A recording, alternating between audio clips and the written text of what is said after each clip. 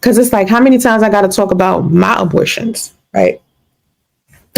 So we can go back on abortions if you want to discuss abortions, but I think I've done several live stream about abortion, right? Abortion, that's why I think it's cruel, because I did it before. That's why I think it's cruel. That's why I didn't do it when I got pregnant with my son, because I think it's cruel. I think it's a bad idea. I think it harmed my body. It harmed me psychologically. So I'm sure it harmed the children that I was supposed to have. My mother made me have my first one when I was 15. Okay. It was a very hurtful experience. It was very hard for me because I've always wanted to be a mom. It was very hard to me to have an abortion when I was sick. I was like 16 or 15, something like that. My mother made me have one. Every time I had an abortion because somebody else asked me to have one.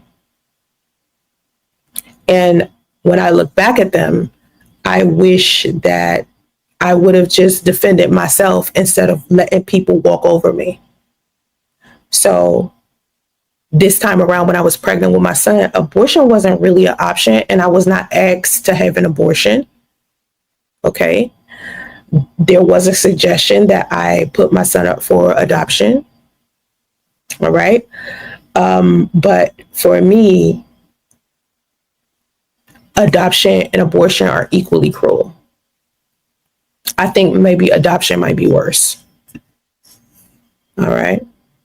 It is traumatic, but I mean, I'm having a traumatic experience right now within the past week or so because of everything that I'm going through associated with my son and my daughter and things like that. So as a mom, and remember, Mother's Day just passed, my son's birthday is just passed. So I've just been going through a lot in this little bit of time. I went to family court, all of that stuff happened. I found out, some fraudulent stuff about my judge, things like all of that is like a lot to deal with at one time. And a lot of people don't factor it in that I'm a human being and I'm going through things that's fueling up or making my trauma from the past resurface, right? Even though I've dealt with it and I've healed from it, some stuff you don't heal from. It just hurts and you take it with you. You just learn how to deal with it as you go because it never goes away. Like stuff like abortion, it never goes away. You carry it with you. You remember when you had them. You don't forget that you have an abortion. You understand? It's something that you take with you for the rest of your life. And when you bear children, the relationships that you may have had with the fathers of your children or the mothers of your children, even for men, men have trauma as well. These are things that you never forget. You don't just wake up one morning and that trauma is gone. And that's why you can use motherhood as a weapon, as like to throw at someone. And that's why people are so sensitive about their children, especially if they have dealt with breakups and divorces or they're co-parenting or even being a solo parent. There's trauma associated with that. There's breakups and betrayal and lies being told and people being embarrassed and humiliated when it comes to this stuff. Associated with family. And that's why I wanted to use my channel and use my live streams and stuff to talk about stuff like this, because honestly, I don't feel like we talk about it truthfully, number one. And number two, we don't talk about it in a healthy way. People aren't being honest about it. It's being spoken about in such a derogatory, disrespectful way. I was just like, I'm going to start keeping it a buck about what I'm truly feeling as far as the trauma associated and what's really going on with me.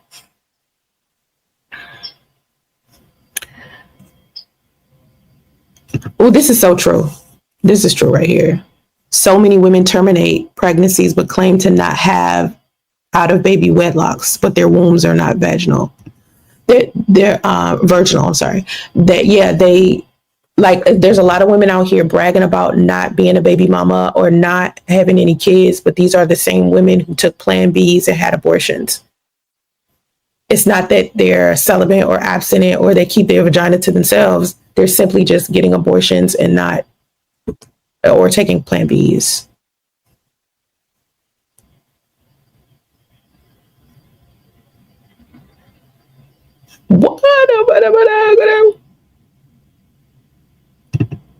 I I don't know why you like. I wasn't using Threads or Instagram either for a long time. Well, I wasn't on social media for a long time. I stopped being on social media like that for like a year and a half. While I was living in the car, I wasn't even on social media like that. I would program AI to post for me. Right. I took off a year, and sometimes I would get on and do a live stream if I could. But for the most part, I wasn't live streaming at all. I wasn't present. And you could tell if you go look at what I did all of like 2014, 2013, you could tell I wasn't present. You just see like a clip here and there and maybe some quote posts or something like that. But I wasn't doing any live streams like that.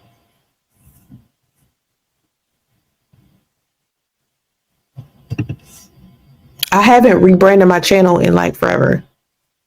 like when I say I'm talking about family and stuff, it's not me rebranding the channel. This has nothing to do with rebranding the channel. My content, regardless, let me put it like this: regardless of what content I do, it catches on eventually. If I keep doing it, sometimes if it doesn't catch on fast enough, I let it go. But with Black Macho is just it. That's it. It's not. I'm not gonna rebrand it or change it or anything. The same description has been up there. Like it's the same thing it was, because when I first changed my channel to Black Macho, right, it was supposed to be in support of Black men, right? Because I had read this book called it was by Michelle Wallace. It was called Black Macho and the Myth of the Superwoman. And it was basically talking about the relationships between Black men and women. And so I changed the channel from whatever it had before, rebranded it to Black Macho. And ever since then, I've left it at that. And I think that was like 3 or 4 years ago. So it's been called Black Macho for like, I don't know. It was called Black Macho when I was on Tonight's Conversation. When was I on Tonight's Conversation for that season? The little weird season we had. And that show has completely fell off. Like, I don't even see that shit in my feed as much anymore. I used to see that shit. Like, that shit fell off real hard. And I think it's because of what happened with Keita and Trip and all that shit. That shit fell off so hard.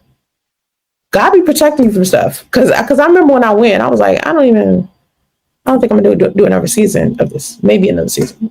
I don't know. I was like, no. It was weird. Some other stuff happened that I shared. Like, I keep a lot of shit to myself when I'm dealing with other people, because I feel like when I'm dealing with people who are inside of the industry, some of that stuff isn't even worth mentioning. So, but anyway, I changed my channel to Black Macho, and then I noticed that for some reason women was coming to the channel, and they was like tearing men up over here. I was like, Jesus, they was in the chat tearing men up. So I was like, okay, clearly that's not gonna work over here, because I think it's because I was on TikTok and I was doing more content for women. So the women from TikTok was pouring over into YouTube, and they was like trashing men in the comment section. So I was like, y'all, I just told y'all that Black Macho is supposed to be like a positive place for men. Like, TikTok is for y'all, Black Macho is for men. Like, right? So then I just left it what it was, and I was like, all right, well, this is what I'm gonna do. I'm just going to do content for the Black community where I'm featuring a whole bunch of different content creators. And so I started like paying attention to other content creators and what they were doing and posting their stuff. And I had always posted like TikToks, but I started posting their stuff. And I was thinking to myself, if I could just create Black Macho and make it this thing where a whole bunch of content creators can come together, Black content creators, it could be like a social media BET, if all I fucking care, right? This is just of content creators who are Black. But YouTube was not okay with that.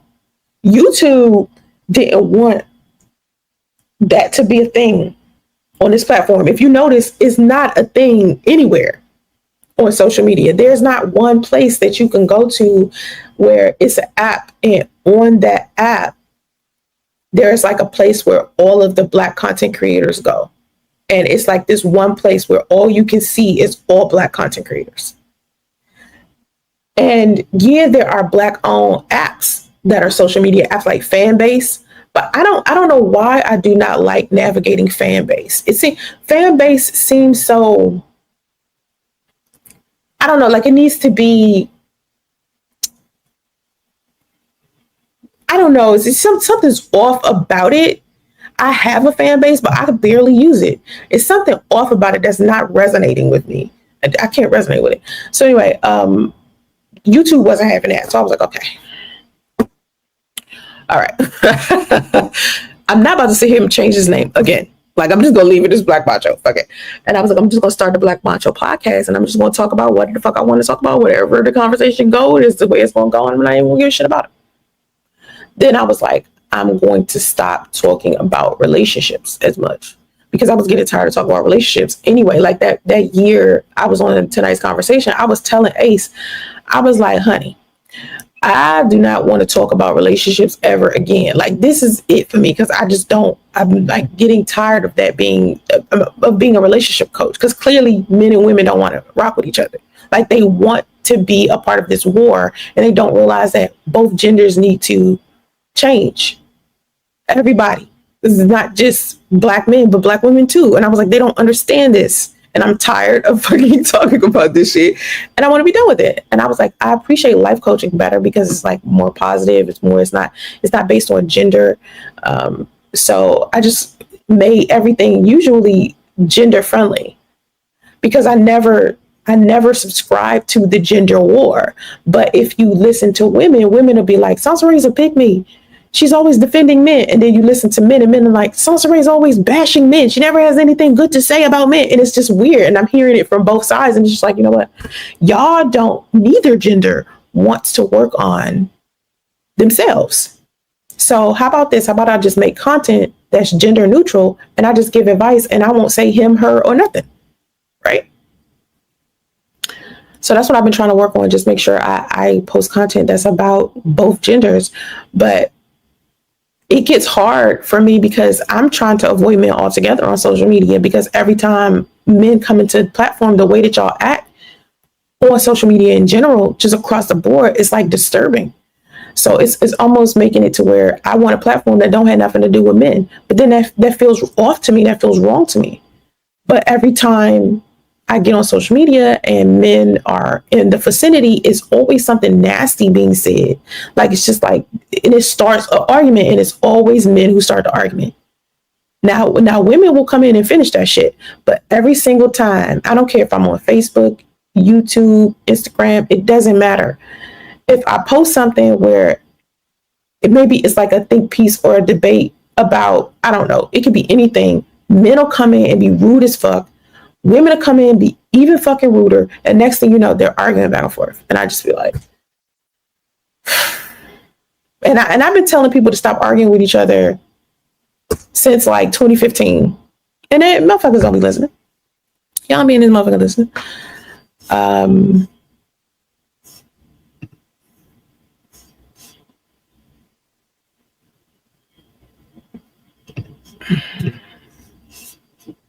You said, yeah, thank you for being yourself. I tell people all the time, if you still trolling in 2025, something's fucking wrong with you. Like, if you still hiding behind fake profiles, posting shit, you don't take yourself serious. So how the fuck are we supposed to take what you're saying serious if you can't even post your real picture and your name and sign your name after what you say? People don't want the consequences of what they do. And I said that on Facebook yesterday, where people like to do fuck shit in private. They want to email you and harass you via email and DMs and comment sections behind fake profiles. But the second you expose who they are as a person, suddenly you the problem. You know what I'm saying? It's like, how you going to harass and troll somebody from a fake profile? And then when that person finds out it's you been doing all this shit, and they tell everybody that it's been you, what you mad for? Now you want privacy? That doesn't make sense. It doesn't make sense. You can't keep coming into people's spaces thinking that the negative shit that you do and the negative things that you say, you can get away with. And that's the reason why they hide, out of fear of being exposed for how negative they genuinely are as people. Because I'm telling you, I don't give a fuck what I say. If I say it, you gonna know I said it, because I'm gonna say it right here. I don't hide it. I don't go behind a fake profile and say what I think about somebody. I literally say that shit. Here's my face. Here's my name. This is what I think, blah, blah, blah. Because I take myself seriously. I take my thoughts seriously. If I don't fuck with you or I don't like something that you're doing, I'm going to flat out say that, and I'll say it publicly. It doesn't matter to me. People have shared their opinion about me plenty of times in public. So you should never be scared to, by coming in my comment section, being scared to say what you want to say to me, but saying it from a fake profile. Why are you scared? That makes no sense. Want full access to my live stream replays? Then become a channel member and don't miss a minute.